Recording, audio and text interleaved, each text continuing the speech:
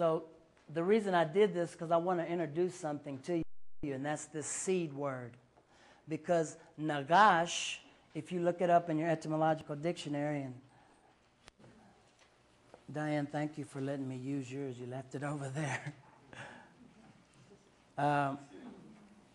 If you look up the word nagash, you'll find that there are 1, 2, 3, 4, 5, 6, 7, 8, 9, 10, 11, 12, 13. 13 words in the etymological dictionary that begin with a nun and a gimel. A nun and a gimel.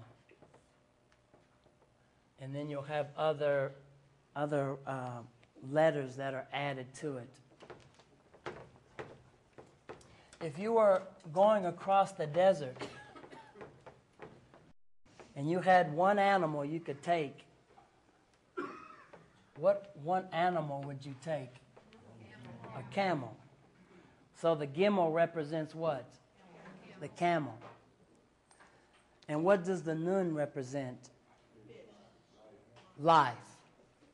So in the seed word, what you have is the one who carries and sustains life. That's what you have in the seed word. And I know that this very first word, Vayigash, is a very important word in the Hebrew because it's a prophecy.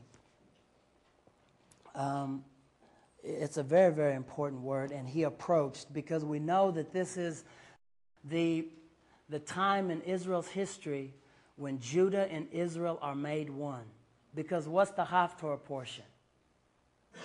The Haftorah portion is about the two sticks coming together. So you know that this word is very important, and it deals with the reunification of the two houses of Israel. So that was one of my clues to follow this word out, this word nagash, because it's a very important word. So I'm just showing you how I study so that many of you can, spend some more time in the Bible, maybe spend some more time looking up words. So a lot of times when I share with you, I'm just sharing with you how I approach the Torah portion and begin to look at it.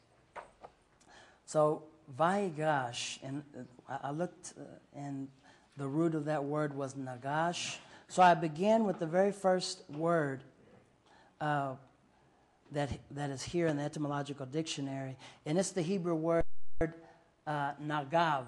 Nagav. It's a nun, a gimel, and a vet. Now, I've got some real good students in here that have been working with the pictographic meaning of Hebrews. So I'll pick on Tammy, and I'll ask Tammy to give me the pictographic meaning of this word. It's a fish starting through the water, a camel, and a house. Okay. So how could you arrange that and tell me a story with those letters? Somebody want to try? You have the house of God being carried or sustained. So you could say the one who gives life to the house is the one who sustains. You could arrange those words in many different ways, but you get a picture of the one who carries, the one who sustains, is the one who gives life to the house. That's the pictographic meaning that you would have in that word. This word, if you look it up, how many of you know what the word negev is? Negev, the Negev. The Negev is what? The south. It means, the etymological root of this word means to strike or to penetrate.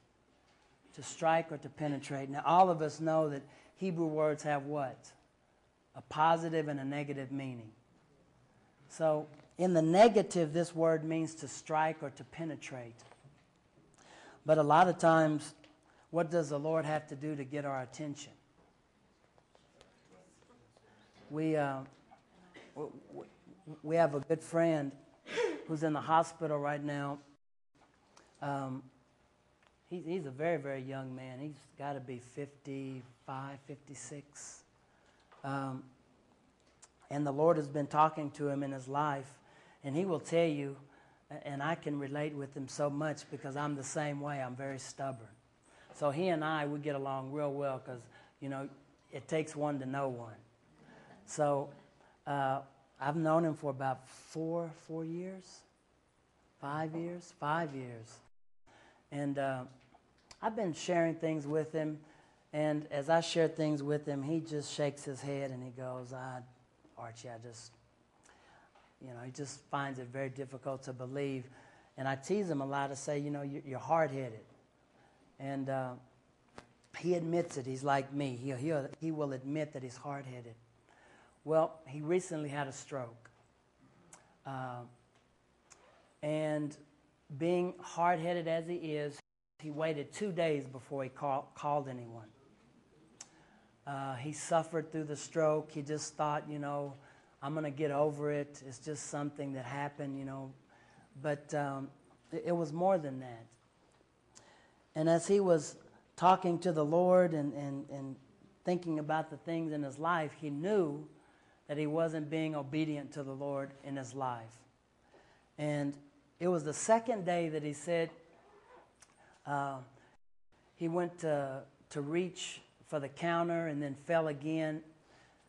And he knew, he said, oh, wow, I don't think I'm going to get up this time. And he said he remembers the Lord talking to him and saying, remember I told you?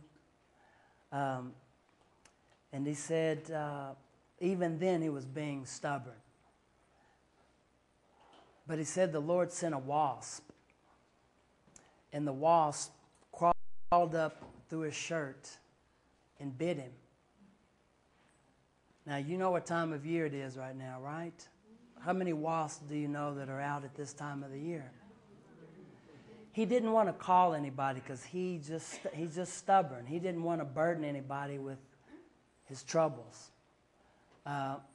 He doesn't come to congregation because he's like me.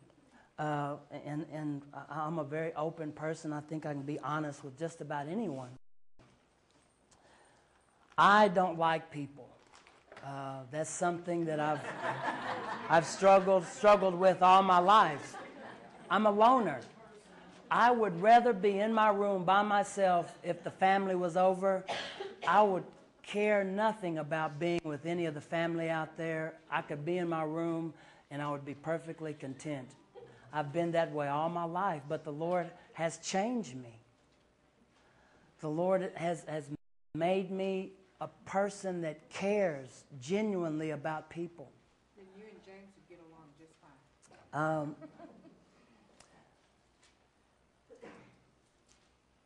And the reason that I've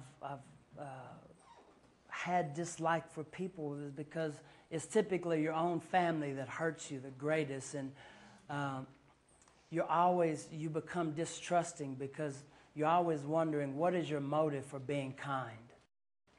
What is your motive for being a friend?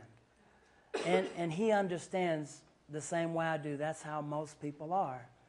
But what we're going to learn today is we have to be like Joseph. We have to look past those things. Because Joseph was willing to look past those faults in his brothers and look at them in a way. Benjamin's going to share with us how Joseph looked at his brothers. And we need to start looking at people like that instead of always looking for the bad in people. Because one of the greatest arrows that's ever been shot at me was by Rabbi Chaim Richmond many years ago. Chaim said, Archie, you need to look for the good in people and not the bad. And it was like someone stabbed me because that was a very difficult thing for me to do, to look for the good in people, just because of my life.